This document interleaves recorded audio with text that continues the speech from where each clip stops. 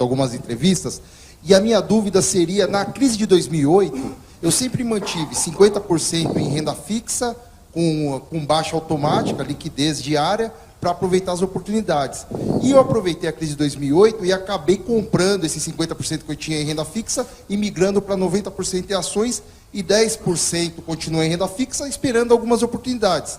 Eu li o que o senhor prega em relação a 100% em ação e renda fixa zero.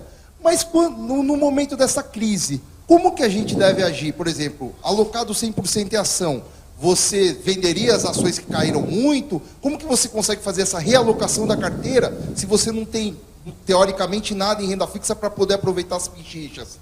E também emendando, qual a carteira ideal que o senhor considera boa? Hoje eu tenho 33 ações. É um número bom, baixo, razoável? É isso. Bom, respondendo à sua pergunta, eu diria o seguinte. A minha renda fixa são as ações. Está entendendo?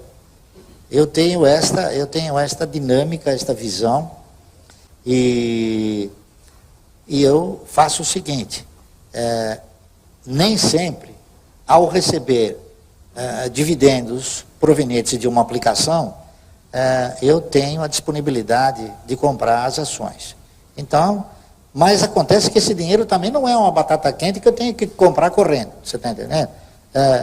Eu costumo qualificar o seguinte. Universalmente, o mercado de ações, ele é considerado como um mercado de risco. Muito bem. Se nós avaliarmos os mercados internacionais mais desenvolvidos, mercados que possuem um universo de aplicadores muito superior aqui do Brasil, nos Estados Unidos, por exemplo, o universo de aplicadores é em torno de 85% da população tem ações. Então, se você for avaliar essa forma de ser, você concluiria o seguinte, o cidadão, quando ele compra um determinado papel, quando ele entra num determinado projeto, ele avalia o seu risco, certo? Nesses países desenvolvidos, o cidadão que vai comprar uma ação, ele perpetua todos os fundamentos e após avaliar esses fundamentos, ele acaba concluindo o quê? Bom, eu vou comprar uma ação que o valor patrimonial dela é $1, eu vou pagar $10, porque ela tem um potencial de desenvolvimento, um potencial de resultado, ela tem um histórico de resultados, ela tem um histórico de distribuições. Então você dimensionou, você definiu um risco, tá certo? Isso dos países desenvolvidos, onde a gente define o mercado como mercado de risco. Acontece que no Brasil, muitas ações, elas são cotadas abaixo do patrimônio, tá certo? Então, eu acho o seguinte, eu acho que o risco, ele começa a produzir os seus efeitos a partir do momento que você compra uma ação acima do patrimônio. Então, o mercado, como o mercado brasileiro de ações, que tem uma gama de papéis, e bons papéis, diga-se de passagem, cotados abaixo ou muito abaixo do seu valor de patrimônio, eu não considero que seja um mercado de risco. Eu considero que seja um mercado de oportunidade. Está entendendo? Então, diante disso, no momento em que você recebe um dividendo, se você tiver uma boa oportunidade, aplique. Se você compre, né? Se você não tiver uma boa oportunidade, espere. Porque essa oportunidade virá, com certeza. Tá certo? Então, suponha que você tenha recebido um dividendo, vamos ver uma ação que pagou um dividendo agora, da Ultrapar, tá certo? Esse mês aqui, Ultrapar, Klabin, quem mais? O próprio Banco do Brasil pagou dividendo. Suponha que você tenha recebido um dividendo em março, e você falou, poxa, o Banco do Brasil está 18,60, eu vou comprar. É um risco que vale a pena correr, porque o valor patrimonial de uma ação do Banco do Brasil é R$24, tá certo?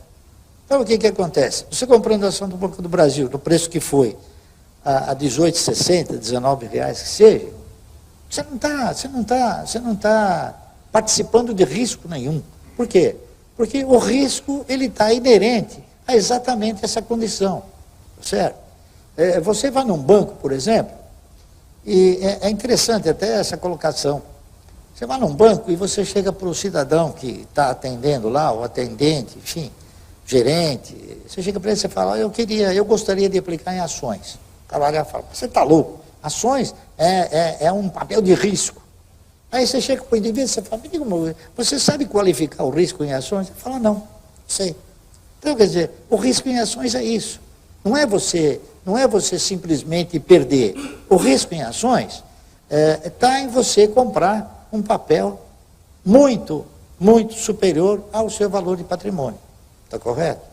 Então, eu diria a você o seguinte, respondendo a sua pergunta, é prudente você segurar o recurso até que esta oportunidade se apresente. Por quê? Porque quando você tem uma carteira de previdência, você tem ingressos sistemáticos de recursos. Não é como se você, por exemplo, aplica numa opção qualquer e você só vai receber depois de um ano.